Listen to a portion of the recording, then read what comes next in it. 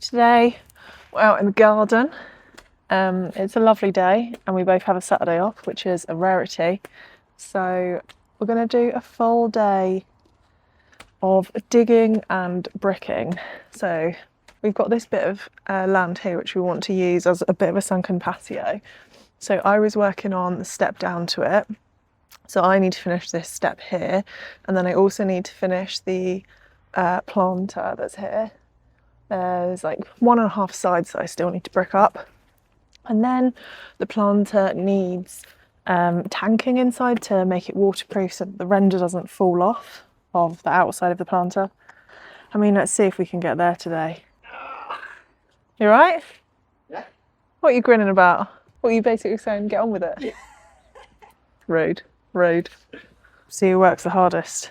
I do actually need some headphones because I can't listen to my own thoughts. I know what you're thinking. Why haven't we just ordered a mini digger? And that would be a fantastic idea. And I would fully recommend that. Lawrence has now dug out so much of this garden, it almost feels like we're kind of over the hardest bit. So I think we're just cracking on without. I feel like this is going to expose you doing the hard work and me just walking back and forth quite a lot. I'm the brains of the operation. I'm just dumb muscle. In case you couldn't hear that, Lawrence said he's just dumb muscle.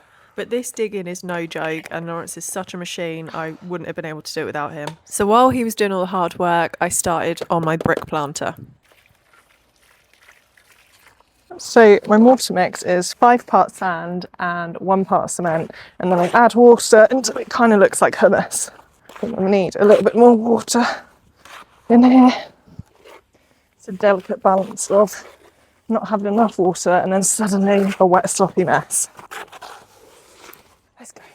So the brickwork that you can see in our garden was my very first attempt at bricklaying. It's a skill that I've wanted to try for a while, and seeing as we're likely going to render or tile the planter afterwards, I figured that it didn't really matter if it was a bit of a mess. But it actually turned out all right. It's basically come to the stage where we have too much soil and we've just like mounded it up in places, and we have nowhere else to put it because I'm not done with the flower bed. We've got another flower bed going in here. We've mounded up the soil, we just have too much soil. So plan B, I think, is Lawrence is going to reluctantly start clearing out this area. Is that the plan? Yeah, look at this mound of soil. Yeah. It's actually growing its own lawn. I wonder if we could like make like mounded. We could have like a little path here with like the mounds either side. Yeah, let's do that. Although I've put tarpaulin under this one. Oh, that's really sad. So the soil has to move either way. I'll leave him to it. I'll go back to my flower bed. So a couple of things I did pick up along the way with the bricklaying. Number one was the consistency of the mortar is probably the most important thing that you want to get right. I actually had a few comments from bricklayers that I should have added, I think it's called plasticiser, to the mix, which makes it easier to work with, which is when you see videos online, it's all like really smooth, like actual hummus. Whereas with my mortar, I had to give it a good whack with a mallet a few times to get it perfectly level.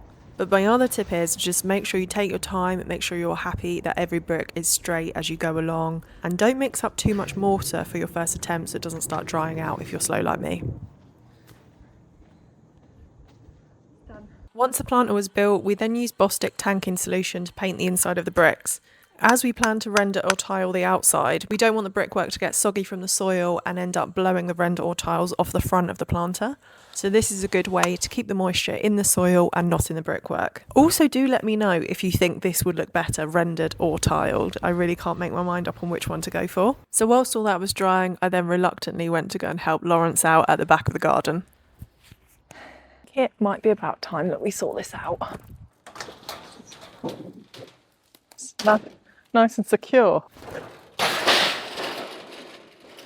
Let this be a lesson to any of you renovators that are using the bottom of your garden as your own personal skip. We'd just been piling up materials here like tiles, wood, bricks, anything, thinking, yeah, we'll worry about that later. Later does come around sooner than you think, and it is a horrible job. So after a couple of hours of manual labour, we called it a day. We're going to start fresh tomorrow. And I started the new day by filling up my brand new planter. I'm first going in with gravel around the edges because I want good drainage at the edge so that we don't get wet soil just sitting on this side of the wall.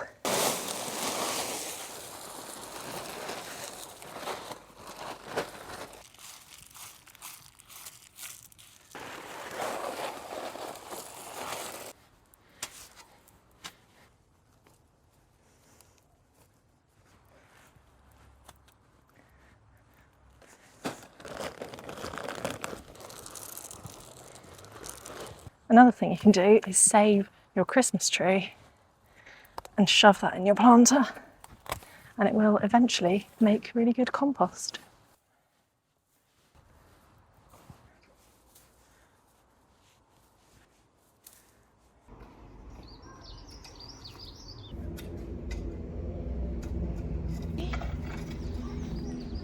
I'm going to write a list.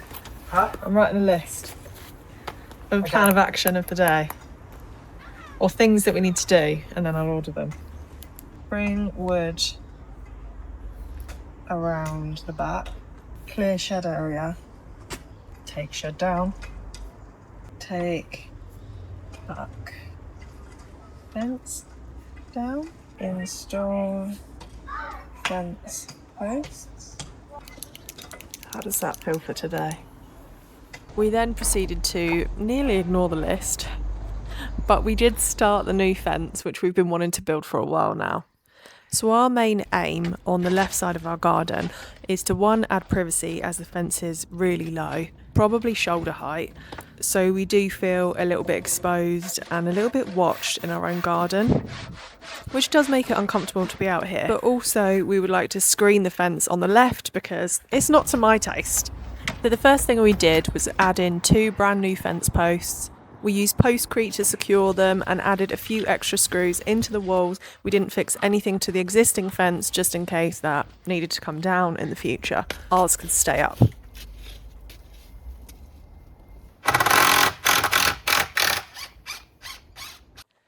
So we've postcreted that one. Now Lawrence is just doing the same for this one. Once the posts were in, we could then measure up the battens to make the trellis. The battens I found from a local timber merchant. That seemed to be the cheapest option rather than using like B&Q, Wicks, etc. They were £2.40 per 4.2 metre length. You might need a holdy friend though. Yeah. And they all came pre-treated for outdoor use. They were pretty good condition, no complaints.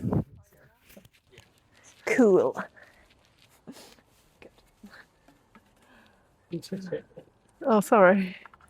After we'd installed a few battens, we then added in vertical strips to prevent the battens from bowing and just keep the spacing even. But then I was thinking with one of these offcuts, you could even do 2 maybe. Like start screwing them like that with the gap. It's probably the perfect size. I don't know whether it needs 1 or 2 though. Probably do 2. Just make them evenly spaced. So if I leave this here, you can, yeah. Actually see that well because it's a different angle. We used a 1 centimetre spacer between each of the rows of battens, and we used long decking screws to attach the battens to the big posts, and then just smaller versions for the support pieces. It flew up pretty quick as I was on cutting and holding duty, and then Lawrence was attaching it to the posts.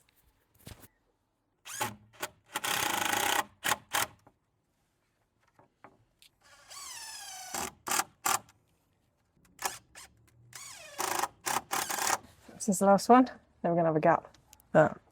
C'est la vie. You might be able to put one more in there. I think you're being very optimistic. Feel okay? Yeah, it feels all right to me. We did it. Oh, Pooey. What are you doing here, Pooey? Yeah, do you like the new fence? Cutie. Cutie patootie. Yeah, I just cut a lot of wood all day. Screwed stuff into Into other wood. Yeah, you just cut wood. And I just You cut cut wood. wood. I'm just getting confused who's who. I cut all the I'm the wood. one with the hat. You're the one that's not me. Yeah. I'll remember that. I'm the deaf one. The lazy one. We're now both very tired. Slightly delusional from a long day in the garden. We managed to get up this trellis, which the plan was to kind of hide the fence behind. It wasn't the most pleasant thing for eyeballs. We plan to extend the flower bed with like a wooden flower bed and then put some climbers up this fence, which I think will look really cute. At the moment it looks slightly odd. That's a good idea. You knew about the idea. Oh. And then the brick built planter is now all filled. I did that. You did that. We're waiting on some plants, which take 30 to 40 days to arrive, which is pretty insane for plants. So then we'll fill the planter.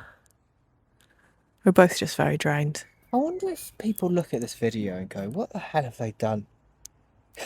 What do you mean? I just wonder if you just look around, you're just like, we just done a lot of digging. Yeah, we've just moved a lot of mud from one place to the other.